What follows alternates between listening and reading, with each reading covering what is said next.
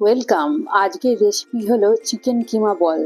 কিছুটা চিকেন কিমা নিয়েছি, তার সঙ্গে পেঁয়াজ কুচি, লঙ্কা কুচি, ধনেপাতা কুচি, কর্নফ্লাওয়ার, একটু নুন, গোলমরিচ গুঁড়ো আর 2 চামচ আদা রসুনের পেস্ট অ্যাড করেছি।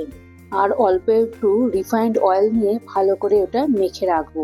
কিছুটা বাসমতি চাল 10 মিনিট ভিজিয়ে রেখে তারপর ওটা ছেঁকে নিয়ে ওর মধ্যে নুন মিশিয়ে আমি রেখে দেবো।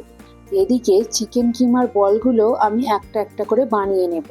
সব বলগুলো বানিয়ে নেওয়ার পর আমি বাসমতি চালটা এর উপরে ভালোভাবে কোট করে নেব।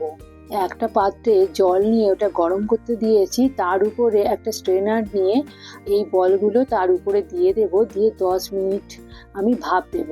10 মিনিট পর গাজর কুচি এর মধ্যে দিয়ে আরও 10 মিনিটের ভাপ দেব। তারপর ধনেপাতার চাটনি, তা না হলে চিলি সস নিচে রেখে আমি সার্ভ করব। Thanks for watching.